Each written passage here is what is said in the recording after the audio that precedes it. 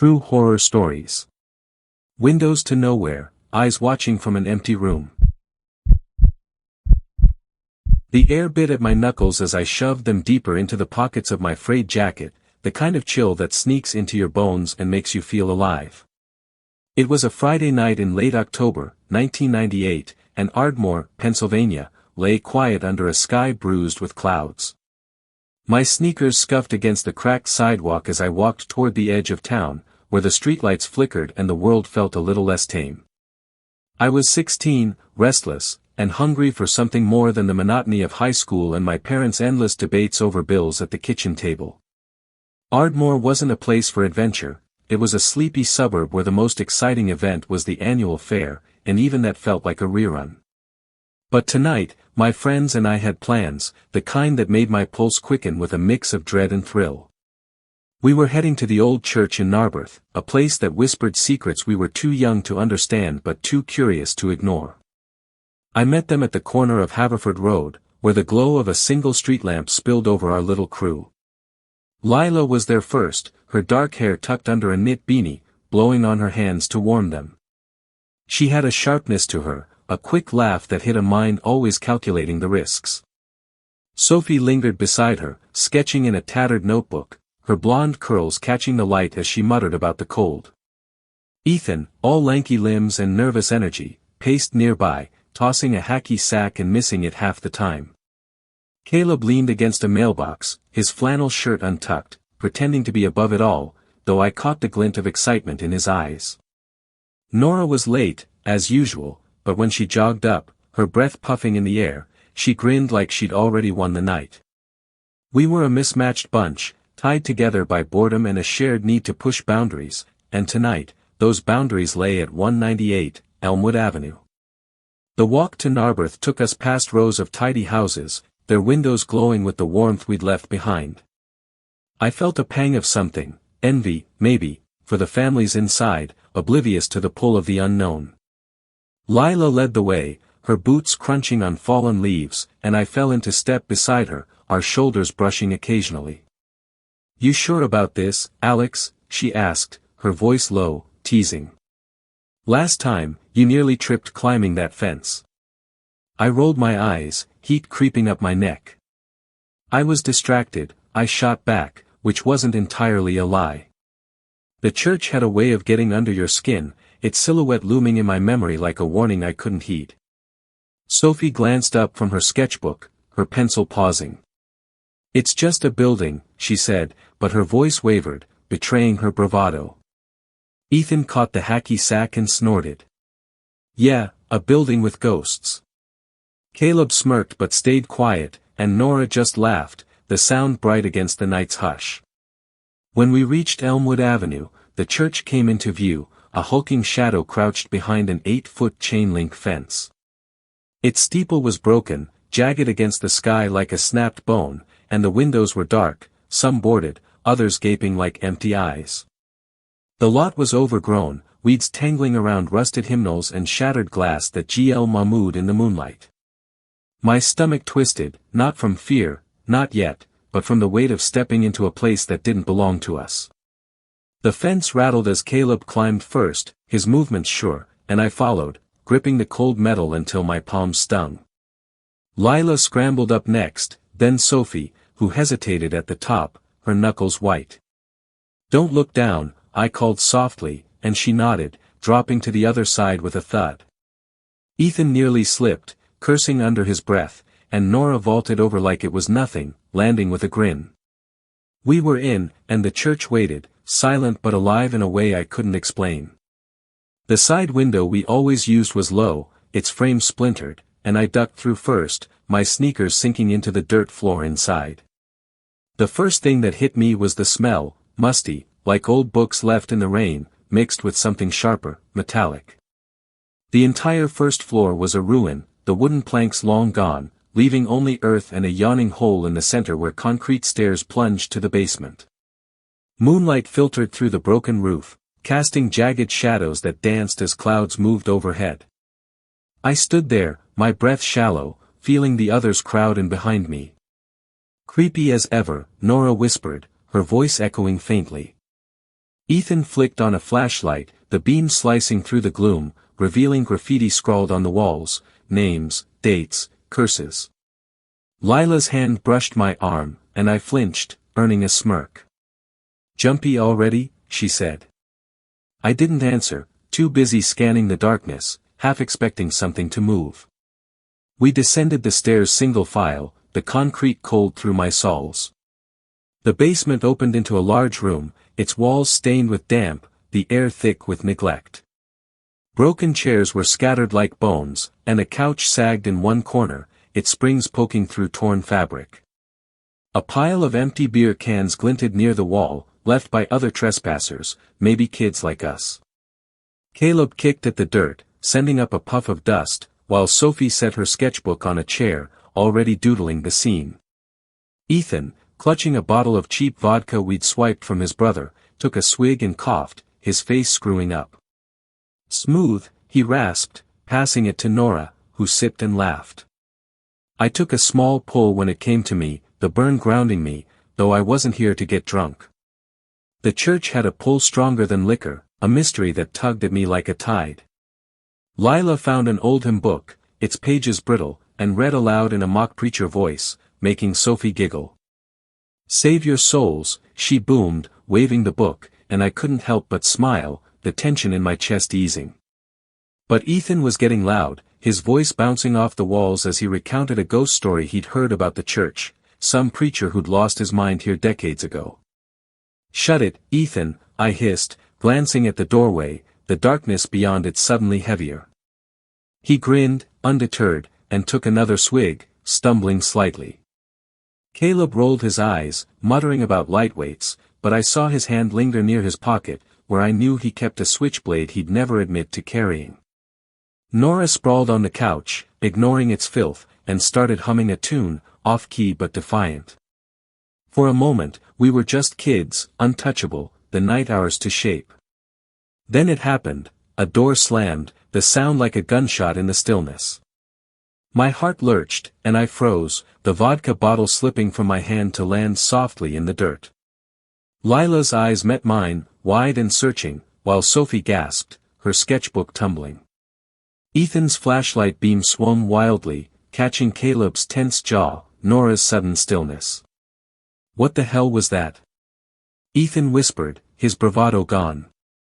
I strained to listen, my pulse hammering, but the basement was silent again, the air thick with our collective fear. Sophie edged toward the stairs, her voice trembling. Maybe it was the wind. But there was no breeze down here, no draft to blame. Lila grabbed my sleeve, her grip tight. "Alex, did you see anyone else out there?" I shook my head, my mouth dry, replaying our climb over the fence, no cars, no footsteps, just us. Caleb's hand was in his pocket now, and I wondered if he felt as exposed as I did. Before I could speak, Sophie bolted, her sneakers pounding up the stairs, and Lila followed, cursing under her breath. Ethan hesitated, then ran after them, his flashlight beam bouncing. I stood rooted, torn between flight and the nagging pull to stay. Caleb's voice cut through, low and steady. "We should check it out." Nora nodded, her grin gone but her eyes sharp, and I felt a surge of something, stupidity, maybe, or defiance. "Yeah," I said, my voice firmer than I felt. "Let's see what's up." We moved together, a tight knot of resolve, toward the door that had slammed, one of 3 in the basement. 2 were just empty frames, leading to smaller rooms cluttered with debris, but this one had a door, warped and heavy, now shut tight. My hand hovered over the knob, cold seeping into my fingers, and I glanced at Caleb, who gave a slight nod. Nora's breath was quick beside me, but she didn't back away. I pushed the door open, and it groaned, revealing a small room swallowed by shadows. Ethan's flashlight, left behind in his panic, lay on the floor, and Caleb grabbed it, sweeping the beam across the space. A dresser stood against one wall, its wood scarred, a cracked mirror perched on top like a warped eye. My breath caught as the light hit the mirror's surface, red stains smeared across it, jagged streaks that glistened faintly, not fully dry. I stepped closer, my sneakers scuffing the dirt, and the metallic smell sharpened, twisting my gut. "That's not paint," I whispered, my voice barely audible. Nora's hand grazed my shoulder, her fingers trembling. "Alex, that's blood." Caleb's beam lingered, and I saw it too, the sticky sheen, fresh, impossible. My mind raced, kids playing a prank? An animal? But the room felt wrong, like it was holding its breath, waiting for us to notice. Then I saw the photo. Tucked at the mirror's edge, a black and white snapshot, curling at the corners. A woman stared out, her wedding dress stark against the gray background, her smile tight, almost forced. Her eyes seemed to follow me, and I felt a chill that had nothing to do with the October air. "Who leaves this here?" Caleb muttered, his voice tight, and I shook my head, unable to answer. Nora picked it up, her fingers careful, and turned it over. No name, no date, just blank. "This place is messed up," she said, setting it back, her usual bravado cracked. I wanted to agree, to laugh it off, but the room pressed in, the walls too close, the air too still. My chest tightened, memories of ghost stories Ethan told now feeling less like jokes. I backed away, my shoulder brushing the dresser, and the mirror wobbled, catching the light in a way that made the stains pulse. Another sound stopped me, a shuffle, faint but deliberate, from the large room we'd just left. Not a door this time, but something moving, scraping against the dirt. Caleb's flashlight swung toward the doorway, illuminating nothing but empty space, yet the noise persisted, a slow drag that set my nerves alight. Nora's eyes darted to mine, her face pale. "That's not one of us," she whispered, and I nodded, my throat tight. Caleb's hand was out of his pocket now, the switchblade glinting in his grip, though it looked small against the darkness. My mind screamed to run, but my feet felt glued, caught between fear and the need to know. "We need to go," I said finally, my voice hoarse, and Caleb didn't argue, his usual smirk gone. Nora grabbed my arm, pulling me toward the stairs, and we moved as one, the flashlight beam bouncing ahead. We scrambled up the concrete steps, the basement's chill chasing us. My heart pounded, each beat a reminder of how exposed we were, how far from safety. The dirt floor of the first level felt unsteady underfoot, and I half expected the ground to give way. Caleb reached the window first, boosting Nora through, then me, my jacket snagging on the frame as I tumbled into the weeds outside. The fence loomed ahead, and we climbed it in a frenzy, my hands slipping on the metal, my breath ragged. When my feet hit the pavement, I spun around, unable to stop myself, and there, framed in the side window's broken glass, was a silhouette. Not clear, not close, but unmistakably human, standing where we'd been moments ago. My stomach dropped, and I blinked, willing it to be a trick of the light, but it didn't move, didn't fade. None of us spoke as we walked back to Ardmore, the night pressing down like a weight. Lila, Sophie, and Ethan were waiting at the corner, their faces a mix of guilt and relief, but I barely heard their apologies. My mind was still in that room, with the mirror, the photo, the stains that shouldn't have been there. "You guys okay?" Lila asked, her voice soft, and I nodded, though I wasn't sure I meant it. Caleb pocketed his blade, his jaw set, while Nora stared at the ground, her usual spark dimmed. We never went back to that church together, not as a group, not after that. Years later, I'd learn it was torn down, replaced by condos, but the memory of that night clung to me, sharp as the cold that had bitten my hands. I told myself it was just a prank, a coincidence, but deep down, I knew something had been there with us, watching, waiting. And I'd never know what. The city's pulse thrummed beneath my tires as I navigated its arteries after midnight, the dashboard clock glowing 2:03 a.m. I was 23, a cog in the catering service machine, hauling trays and tablecloths in a truck that groaned like an old beast. The job wasn't what I'd envisioned for myself. High school dreams of adventure had curdled into late shifts and aching feet, but it paid the rent on my cramped apartment, where the walls seemed to lean in closer each day. Tonight, the road stretched dark and empty, a ribbon of asphalt unspooling toward home, but my veins buzzed with too many Red Bulls, a jittery rebellion against sleep. Hunger gnawed at me, sharp and insistent, and I craved something simple, something to anchor me to the world. A McDonald's sign flickered up ahead, its golden arches a beacon in the gloom, and I veered toward it, chasing comfort in a handful of fries. The drive-through line was sluggish, a string of tired taillights under the sodium hum of streetlights. I tapped the wheel, my pickup's engine idling with a low growl, and let my gaze drift.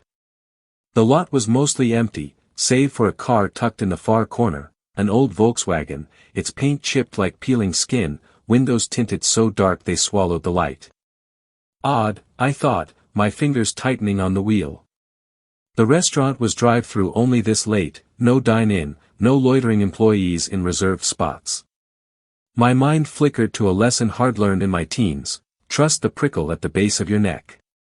I shook it off, blaming fatigue, but my eyes lingered on the car, its stillness unnerving, like a predator lying in wait.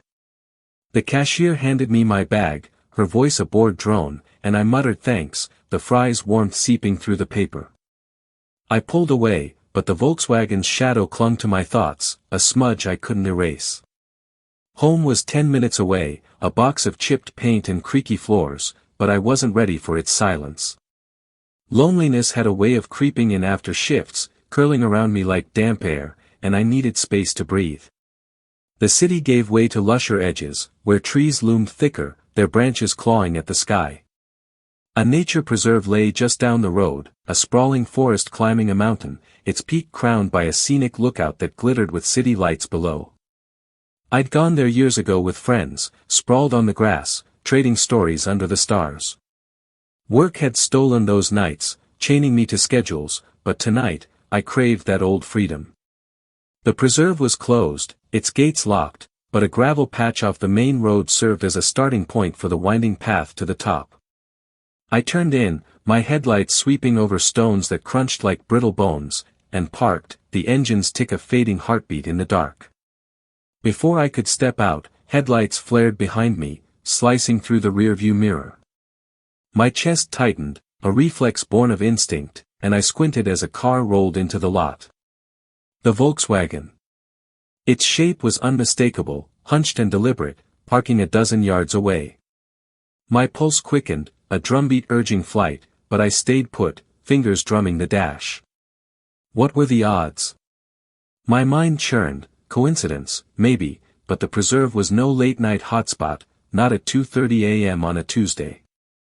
The tinted windows hid whoever was inside, and I felt exposed, my truck a spotlighted stage. I thought of driving off, fries be damned, but stubbornness rooted me. I wasn't a kid anymore, spooked by shadows. Still, I needed backup, someone to ground me. I grabbed my phone and called Julian, a friend who lived nearby, his number a lifeline in the dark. Julian answered on the third ring, his voice groggy but warm. "Alex?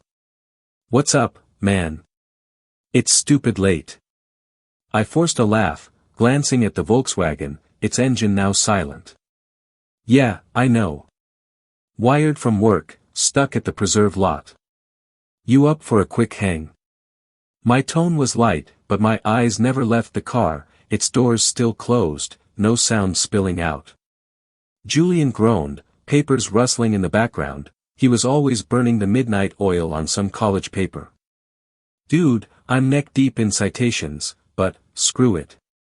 Gimme 10. Relief washed over me, loosening the knot in my gut, but not entirely. "Cool, bring your charm," I teased, hanging up. I sat back, fries untouched, and watched the Volkswagen, its presence a puzzle I couldn't solve.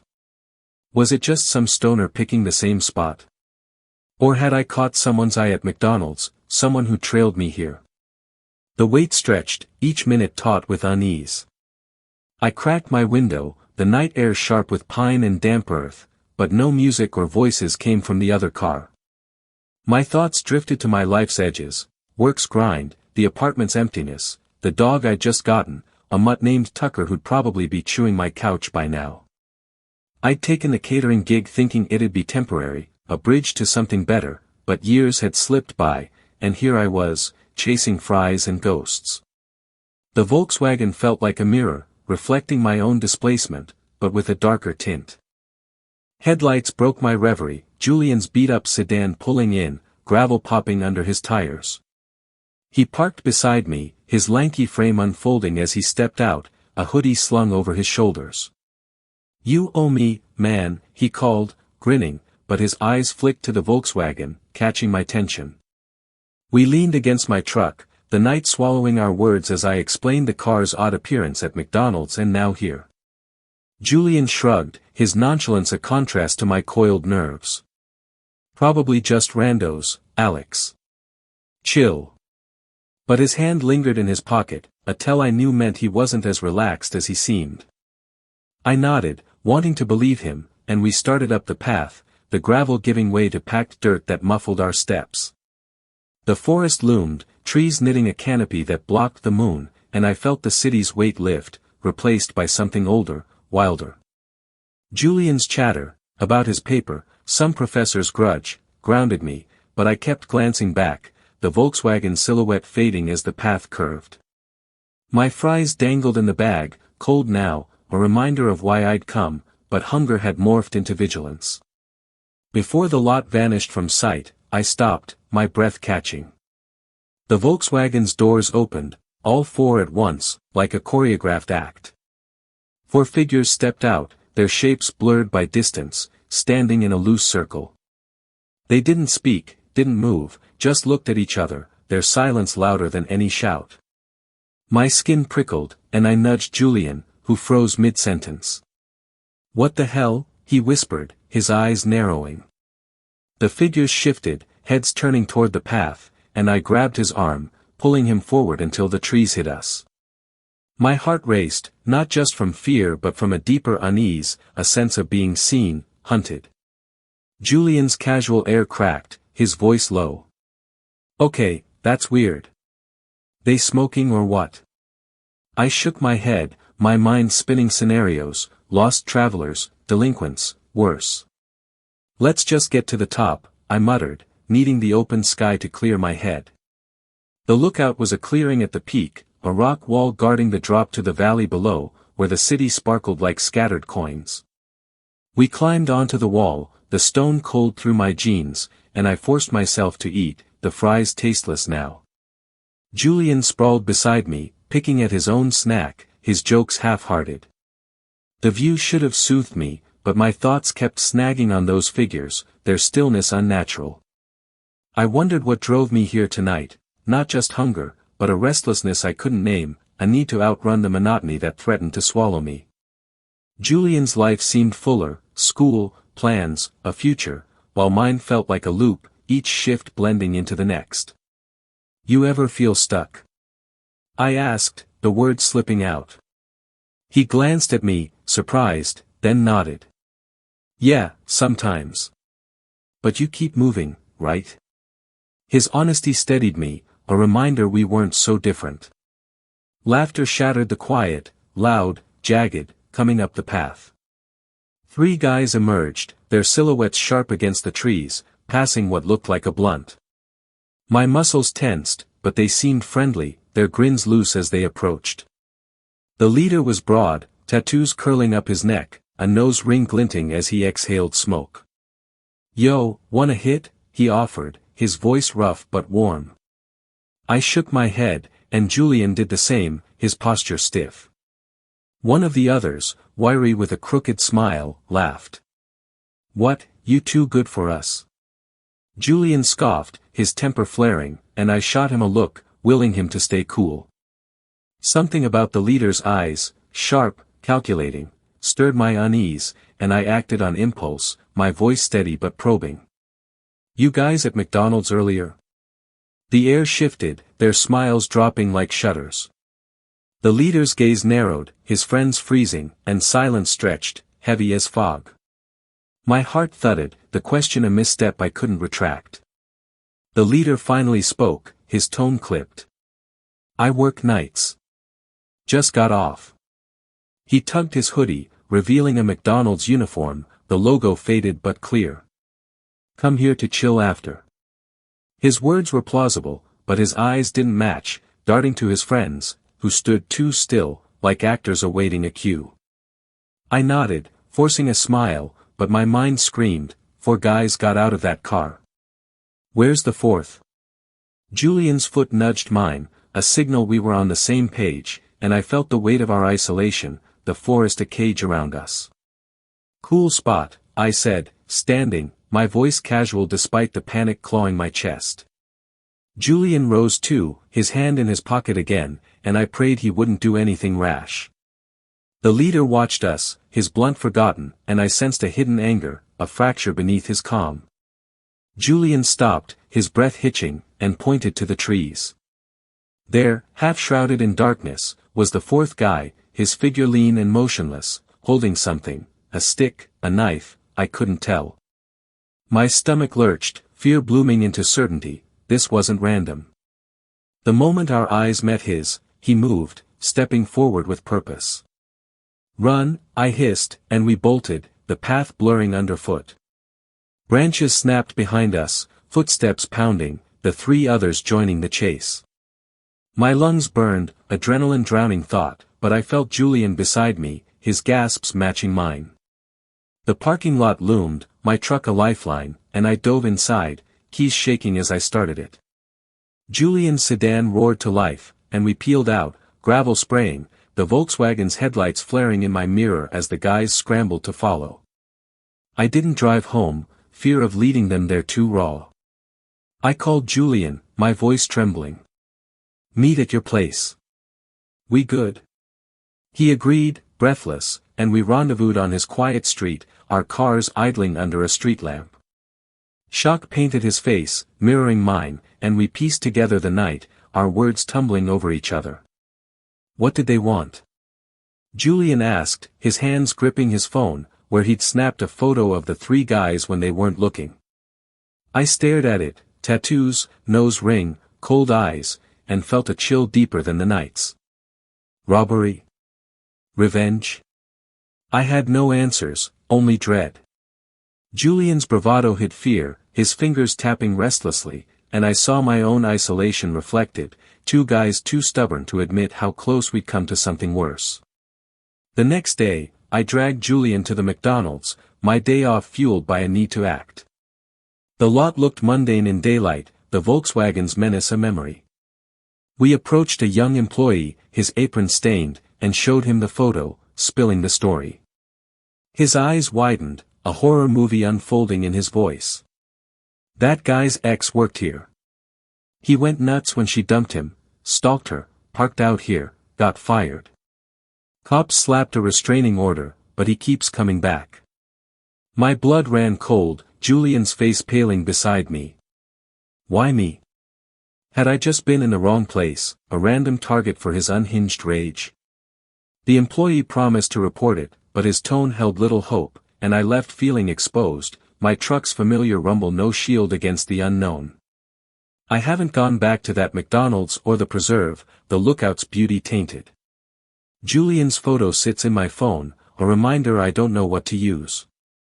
Tucker greets me at home, his tale a small comfort, but I lock my doors tighter now, my restlessness sharpened by fear. The police might catch him, camping in that lot, but I'm not holding my breath. I see the leader's eyes sometimes, narrow and searching, and wonder what he saw in me, a mark, a mirror, or just a moment's prey. Work grinds on, but I'm different now, carrying a caution that feels like wisdom, or maybe just scars. The workshop smelled of scorched metal and ambition, a gritty perfume that clung to my skin as I adjusted my visor. It was 2006, and I was 25, my hands steady with a welder's torch after months of training that felt like rebirth. The catering life had frayed me, endless nights, a body clock warped by caffeine, and I'd traded it for this, a craft my uncle had once shown me in his garage, his calloused fingers guiding mine.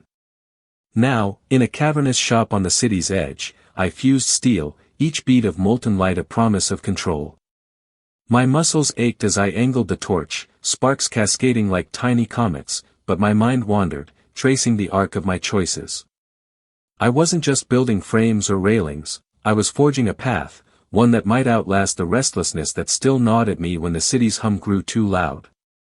That morning, I'd nearly botched a job, my focus slipping as I welded a beam for a high-rise skeleton.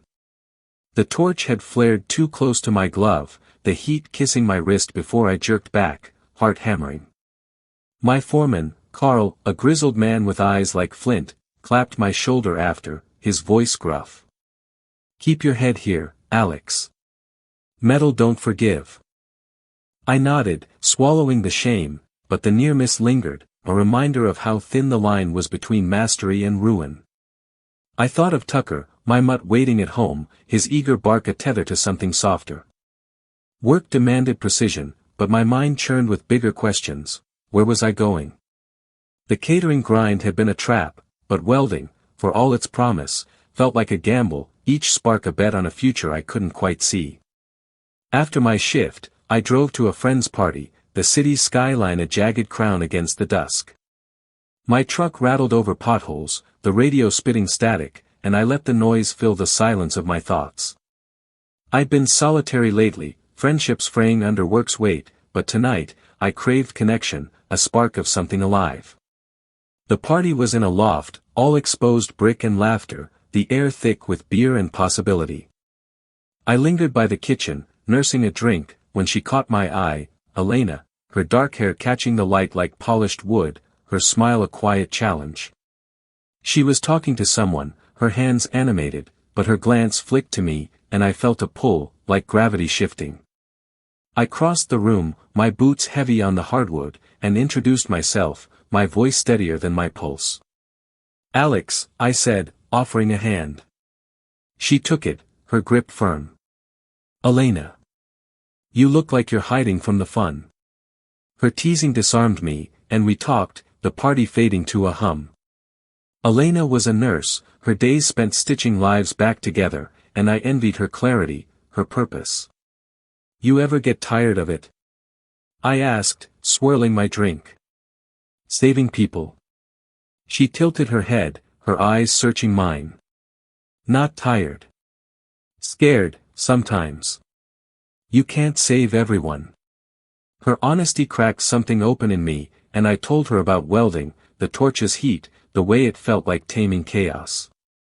She listened, really listened, and I saw a flicker of her own restlessness, a hunger for more than routine.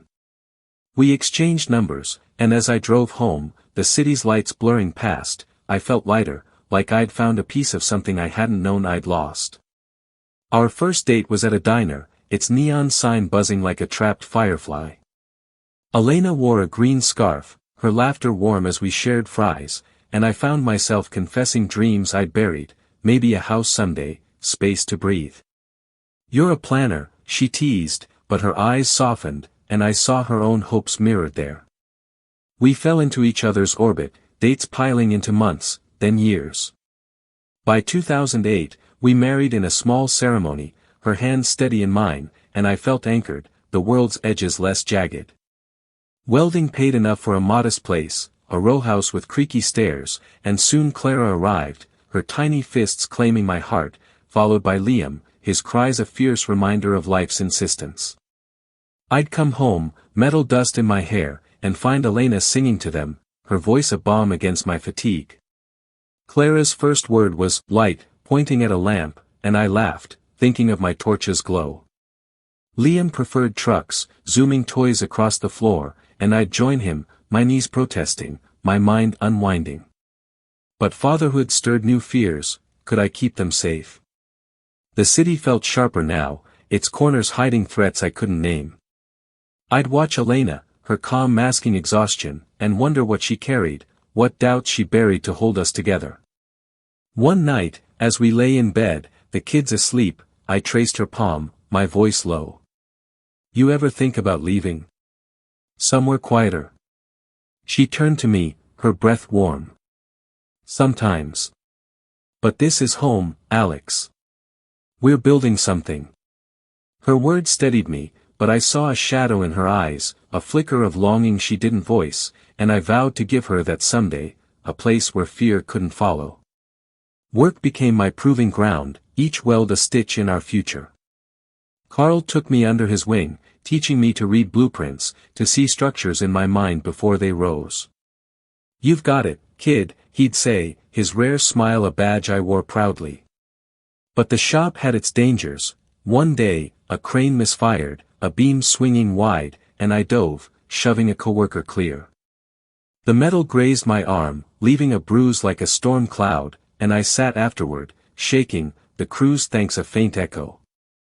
I thought of Elena, waiting at home, and Clara's laugh, Liam's chatter, and realized I wasn't just welding for me anymore. The incident sharpened my focus, but it also planted a seed. City life, with its rush and risks, might not be forever. I started sketching plans, not just for jobs but for us, a vague dream of open land, a house with roots. Clara and Liam grew fast, their childhood a blur of scraped knees and school plays. By 2015, Clara was 13, all sharp wit and earbuds, sketching like Elena, while Liam, 10, chased soccer balls, his energy a whirlwind. I'd watch them, pride swelling, but worry crept in, Clara's silences, Liam's reckless streak. Elena noticed too, her nurse's eye catching their unspoken needs. "They're finding themselves," she'd say, but her voice held a question, and I wondered if we were giving them enough. One evening, Clara showed me a drawing, a house with fields, a dog like Tucker bounding free, and I froze, seeing my own dream in her lines. "You want that?" I asked, my throat tight. She shrugged, shy. "Maybe." Liam piped up, no city noise, and Elena laughed, but her eyes met mine, a shared spark igniting. Our talks turned serious, whispered over coffee as the kids slept. "A farm, maybe," I ventured, the word foreign but right. Elena's fingers tapped the mug, her mind weighing risks. "It's a leap, Alex. But I want them to have space, to grow without all this." She gestured at the window, where sirens wailed, a constant city pulse. I saw her then, not just as my anchor but as a woman carrying her own fears, of losing patience, of missing moments with Clara and Liam. Her strength was quiet, a river beneath stone, and I loved her fiercer for it. We started saving, my overtime hours piling up, each weld a brick in that future. Tucker, now graying, sensed the shift, his head resting on my knee as if he knew we were chasing something bigger. By 2017, Clara was off to college, her art portfolio a ticket to a school upstate, and Liam was deep in high school, his soccer dreams blooming. The house felt emptier, the kids' absence a weight I hadn't expected. Elena and I leaned into each other, our evenings filled with plans, land listings, sketches of a home we'd build. But I noticed her quieter moments, her gaze lingering on old photos, and I wondered what she held back. "You okay?" I'd ask, my hand on hers. She'd smile, too quick. "Just thinking about them growing up." But there was more, a depth I couldn't reach, and I feared she was shielding me from her own doubts. Welding kept me grounded, the torch's rhythm a meditation, but at home, I felt a tide pulling us toward change, inevitable as dawn. One night, as rain lashed the windows, Elena spread maps on the table, her finger tracing rural counties. "There's land an hour out," she said, her voice alive with possibility. "Big enough for a house, fields for Tucker to run." I leaned over, the map's lines blurring with hope, and saw our life there, Clara visiting, Liam kicking a ball, us growing old under wide skies. "Let's do it," I said, my voice firm, and her smile was a sunrise, banishing shadows. But her eyes held a flicker, a secret she didn't share, and I let it lie, trusting her strength. Welding had taught me patience, the slow fuse of creation, and I applied it now, building our dream one spark at a time. The city's grip was loosening, but I felt a new tension. What would we find when we left its noise behind? Work hit a peak, a rush of contracts that stretched my skills. Carl retired, his farewell a quiet nod, and I stepped up, leading jobs with a confidence I hadn't known I had. A skyscraper project tested me, its scale daunting, but I thrived, my welds holding firm as cranes lifted beams skyward. Yet each night, I drive home, the city's lights a fading echo, and think of Elena, her maps, our kids scattered by their own paths. Clara called weakly, her voice bright with stories, while Liam's texts were brief, his focus elsewhere. I missed them, a hollow ache, but Elena's presence filled it, her laughter a reminder of why I worked, why I dreamed. Still, I caught her staring out windows, her fingers twisting her scarf, and I wondered if she feared the leap as much as I did. The breakthrough came in 2018, a bonus from a big job, enough to make the farm real. I showed Elena the check, my hands shaking, and she pulled me close, her breath warm against my neck. "We're doing this," she whispered, and I felt the weight of years, catering's grind, the city's clamor, lift. But her embrace held a tremor, a hint of something unspoken, and I pushed it down, focusing on the future. Clara and Liam cheered over video calls, their excitement a fuel, and Tucker's tail thumped, as if he sensed the fields waiting. Welding had reshaped me, given me a craft to carry, but family was my core, and I'd build anything to keep it whole. The city was behind us, its risks and rhythms fading, but I couldn't shake a quiet fear, what shadows might follow us to the open land. The farm sprawled under a sky heavy with dusk, its fields a quilt of gold and green stitched by wind. I was 42, my hands still rough from decades of welding, though the torch felt heavier now, each spark a reminder of years burned away. It was 2021, and the house loomed behind me, its clapboard weathered, too vast for one man and a dog. Tucker padded at my side, his fur gray but his eyes bright, a steadfast companion in this quiet I hadn't chosen. We'd bought the land with dreams of roots, a place for Clara and Liam to visit, for Elena to breathe free of the city's clamor. But cancer had stolen her 2 years ago, a thief that left no trace but absence. I walked the property's loop, a ritual born of habit, my boots sinking into earth that smelled of hay and memory. Grief was a stone in my chest, but moving kept it from crushing me, each step a defiance against the silence that threatened to swallow me whole. The air was crisp, tinged with autumn's bite, and I zipped my jacket, my breath fogging faintly. Tucker's ears twitched, catching sounds I couldn't, a fox, maybe, or the wind sigh through the pines that fringed the farm. I'd kept welding after the move, commuting to a shop an hour away, but the work was rote now, a means to fill days that stretched too long. The house held Elena's echo in every corner, her laughter in the kitchen, her touch in the quilts she'd loved. I couldn't sell it, couldn't sever that thread, though Clara, now a graphic designer in her 20s, had urged me to.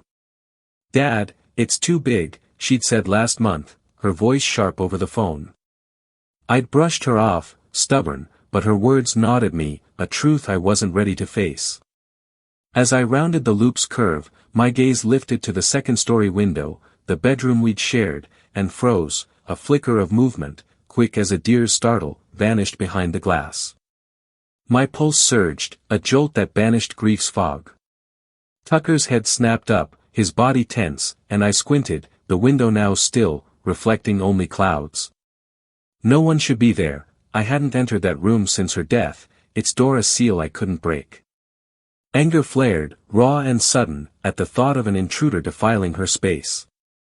I wasn't a man to scare easily, life had tempered me, and I'd faced worse than shadows. "Stay," I told Tucker, my voice low, though he whined, sensing my shift. I strode to the house, the porch steps creaking under my weight, and pushed inside, the air cool and heavy with dust. My heart thudded as I climbed the stairs, each step a drumbeat, my mind racing, kids, vagrants, my own eyes playing tricks. The bedroom door was shut, its knob cold, and I opened it, bracing for confrontation, only to find stillness. The bed was untouched, her perfume bottles lined on the dresser, frozen in time. I searched every corner, my breath shallow, but found nothing, my anger souring into doubt. Had I imagined it? I lingered, the room's silence mocking me, and left, my resolve frayed but intact. Sleep eluded me that night, the house's creaks louder in the dark.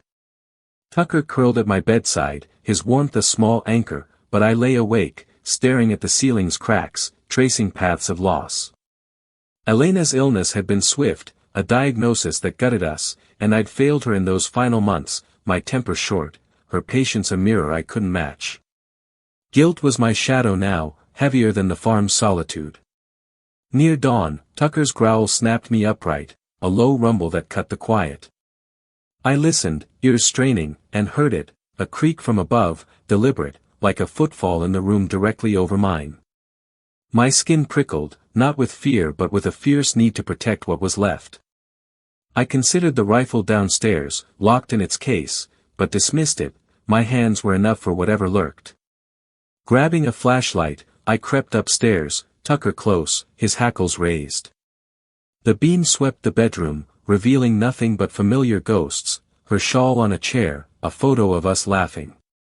I stood there, the silence oppressive, and realized my anger was shifting, edged with unease.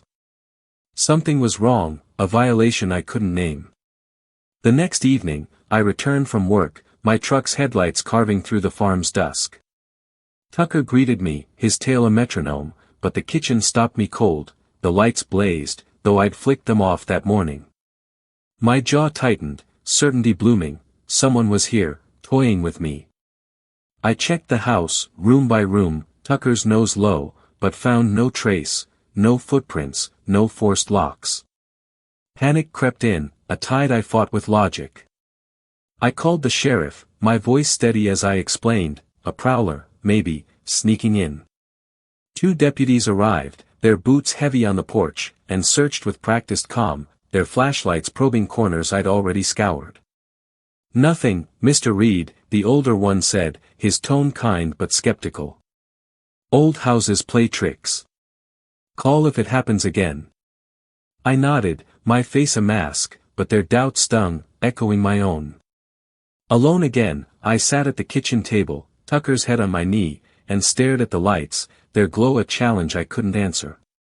Clara visited that weekend, her city energy jarring against the farm's hush. She stood in the kitchen, her hair shorter now, her eyes scanning me like I was a blueprint. "Dad, you look exhausted," she said, pouring coffee, her voice soft but pointed. I shrugged, stirring my mug, the steam curling like a question. "Just work." But her gaze lingered, and I saw Elena in her, the same quiet strength, the same fear for me. "You're not sleeping," she pressed, and I snapped, sharper than I meant. "I'm fine, Clara." "Drop it." Hurt flickered in her eyes, and guilt twisted my gut. I reached for her hand, my voice softer. "I'm sorry. It's been weird here." She frowned, leaning closer. "Weird how?" I hesitated, then told her, lights, creaks, that glimpse in the window. Her face tightened, not with fear but resolve. "You need cameras, Dad. Or come stay with me." I shook my head, stubborn. "This is home." She sighed, but didn't push, and I saw her worry, a daughter carrying her father's weight, a role she shouldn't have. That night, sleepless, I wandered to the bedroom, driven by a need to face it. The door creaked open, and I froze. Elena's clothes, packed in boxes after her death, were strewn across the floor, dresses and scarves like spilled memories. My breath caught, rage and grief colliding, and then I saw her, a woman, short, not Elena, standing in the doorway to the hall. Her face was shadowed, but her presence was wrong, an intruder in my sanctuary. Fear gripped me, primal and cold, but I charged, my voice a roar. "Get out!" She turned, swift as a specter, and fled down the stairs, her footsteps light but real. I pursued, Tucker barking behind me, the front door slamming as she vanished into the night. I burst outside, the field swallowing her, and searched with Tucker, flashlight sweeping, but found only darkness. My heart pounded, not just with fear but betrayal. This was our place, hers and mine, and someone had shattered its peace. Morning brought no answers, only exhaustion. I called Liam, now a coach in his late teens, his voice crackling over the phone. "Dad, what the hell? You okay?" I told him, my words clipped, and heard his worry, a son's instinct to protect. "I'm coming up," he said, but I stopped him. "I've got this." He argued, but I held firm, my pride a brittle shield. Alone, I sifted through the clothes, folding each piece, my fingers tracing Elena's green scarf, its silk a ghost of her touch. Why her things? The question gnawed, a puzzle with no edges. I drove to town that day, seeking answers, and stopped at the library, its shelves heavy with local lore. A clerk, an older woman with kind eyes, listened as I described the woman, vague as my memory was. Sounds like a drifter, she said, but her gaze shifted, and she handed me a thin book on the farm's history, her voice low. Your land's old. Used to be a tenant house, trouble there years back. I took it, my curiosity a spark in the dark. Back home, I read, the pages brittle under lamplight. The farm had housed workers in the 1900s, one family's story marked by loss, a woman, widowed young, who'd vanished after disputes, her name lost to time. No answers, just echoes, but it stirred me, a sense that the land held secrets Elena and I hadn't seen. Tucker whined, sensing my unease, and I scratched his ears, grounding myself. Welding had taught me to shape chaos, and I'd do it here, reclaiming my home. I installed locks, checked windows, my hands busy to keep fear at bay, but my mind wandered, Clara's worry, Liam's voice, Elena's absence. I wasn't alone, not truly, but the farm felt alive, its whispers louder than Tucker's snores. A breakthrough came when I found a footprint near the porch, small and fresh in the mud, not mine. My blood surged, validation sharp as a blade. I photographed it, sent it to Clara, my text simple, proof. She called instantly, her voice fierce. Dad, get a security system, now. I heard her fear, her need to anchor me, and I softened. I will, kid. Promise. Her sigh was relief, and I felt her love, a bridge across miles. The footprint wasn't enough for the sheriff, but it was mine, a sign I wasn't mad. I sat that night, Tucker at my feet, the book open, and thought of Elena, her courage, her dreams for this place. The woman's intrusion wasn't random, it felt personal, a challenge to my grief. I wasn't ready to fight, not yet, but resolve hardened in me, a weld forming under pressure. The farm was mine, and I'd hold it, for her, for us, against whatever came. The farm's fields lay hushed under a moon like a cracked pearl, its light spilling shadows that danced with menace. I was 44, my bones weary from years of welding and grief, but my grip on the rifle was steady, a cold comfort beside my bed. It was April 2025, and the house creaked around me, its vastness a cavern where solitude echoed. Tucker slept at my feet, his snores a fragile thread to sanity, his loyalty the only warmth in nights fractured by dread. Elena's absence was a wound that never closed, but now something else stalked my peace, a presence that turned the farm's quiet into a taunt. I lay awake, ears tuned to every rustle, my mind a tightrope between vigilance and collapse. Sleep was a stranger, chased away by the certainty that she, the woman who'd invaded my home, would return, her shadow a blade poised over my life. Each night, I traced the house's pulse, my footsteps soft on floors that groaned like old promises. I checked locks, windows, the rifle's weight a reminder of lines I'd never crossed but might. Tucker's ears flicked, catching sounds beyond my reach, a coyote's wail, perhaps, or something closer, deliberate. My thoughts churned as I moved, memories of Elena's laughter clashing with the present's chill. I'd built this place for us, for Clara and Liam, but now it felt like a fortress under siege, its walls no match for the unseen. Welding had taught me to shape chaos, but this was different, formless, patient, a threat I couldn't burn away. I paused at the kitchen window, the fields silvered by moonlight, and wondered if I was losing myself, if grief had conjured her from shadows. But the footprint I'd found, small and real, anchored my fear, a truth I clung to like a lifeline. One evening, as I cleaned my tools, the phone rang, Clara, her voice a lifeline across miles. Dad, you didn't call back, she said, worry threading her words. I leaned against the counter, grease smudging my fingers, and forced a smile she couldn't see. Sorry, kid. Busy. But her silence demanded more, and I felt her fear, a daughter's instinct honed by years of watching me falter. "The cameras caught anything?" she asked, referring to the system she'd insisted I install.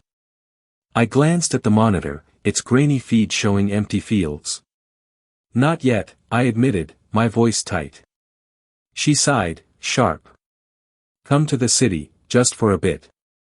My jaw clenched, pride a stubborn root. "I'm not running, Clara." Her pause was heavy, and I saw her in my mind, eyes like Elena's, fierce with love. "You're not alone, Dad. Let us help." I softened, her words a crack in my armor, but I couldn't leave, not yet, not while the farm held me, a vow I'd made to Elena's memory. The nights grew crueler, each sound a barb in my nerves. I'd sit in the living room, rifle across my knees, Tucker's head resting on my boot, and listen, creaks, whispers, the wind's sly mimicry of footsteps. My mind wandered to Liam, coaching now, his life full of purpose I envied. I'd almost called him last week, the urge to confess my unraveling strong, but I stopped, my father's voice echoing, "Handle your own." It was a creed I'd lived by, but now it felt like a chain, binding me to this vigil. Welding had slowed, fewer jobs, my hands less sure, but the farm demanded work, fences to mend, fields to tend. Each task was a defiance, a claim on what was mine, but exhaustion crept in, a fog that blurred my edges. I thought of the book from the library, its hint of a woman lost to the land's past, and wondered if she was tied to this, a ghost or something fleshier, driven by motives I couldn't grasp. One night, the darkness pressed closer, the air thick with warning. I sat in the living room, a lamp casting jagged light, when Tucker's ears perked, a low growl rumbling in his throat. My pulse quickened, and I stood, rifle in hand, peering through the window. There she was, a silhouette in the yard, motionless, her form etched against the moonlit grass.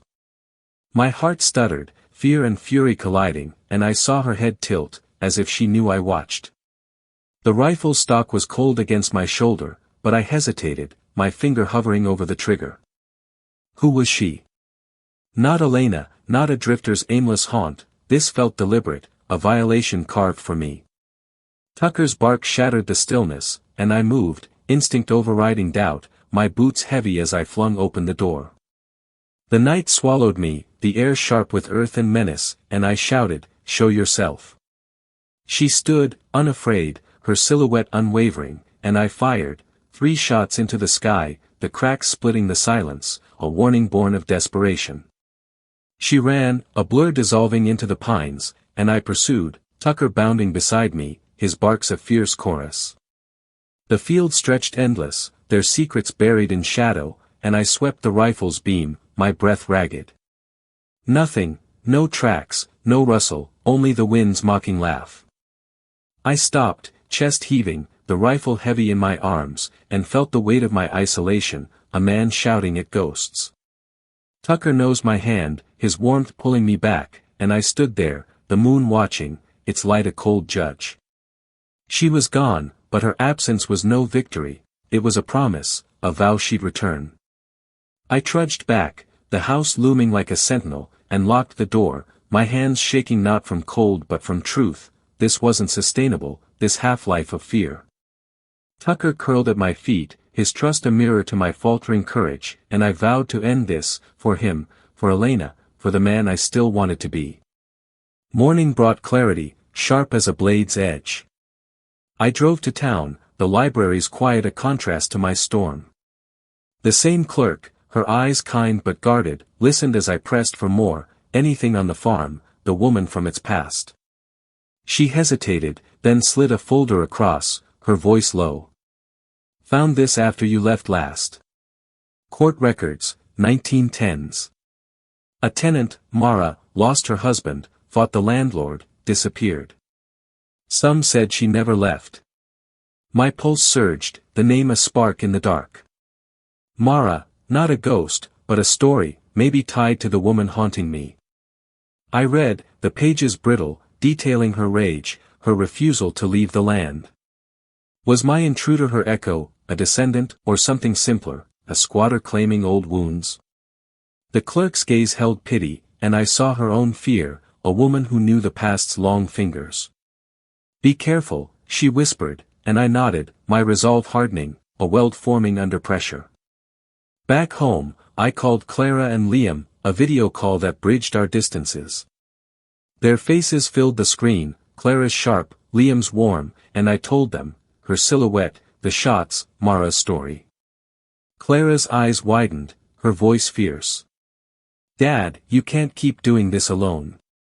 Liam nodded, his coach's calm breaking. "I'm coming up, no arguments." I started to protest, but their love stopped me, a tide I couldn't fight. "Okay," I said, my voice rough, and saw their relief, a family knitting itself tighter. I felt Elena in them, her strength a legacy, and knew I'd been wrong to carry this solo. Tucker whined, sensing the shift, and I scratched his ears, my heart steadier. The cameras hummed, their feed my new eyes, and I set traps, motion lights, alarms, not to catch her, but to know her, to understand why she chose me. A breakthrough came days later, a grainy clip from the cameras, her face, fleeting but clear, not Mara's ghost but a woman, young, gaunt, her eyes hollow with purpose. I froze, recognition flickering, she'd been at the feed store months back, silent, watching me buy grain. My mind raced, she wasn't random, but why me? I printed the image, took it to the sheriff, my voice calm but urgent. "This is her." He frowned, skeptical, but promised to look, his deputy noting her resemblance to a local transient, known for squatting. I left, unsatisfied but armed, the truth closer now. Back home, I sat with Tucker, the rifle aside, and thought of Elena, not her loss, but her courage, her fight. I'd face this woman, not with shots but words, to learn her claim, her pain.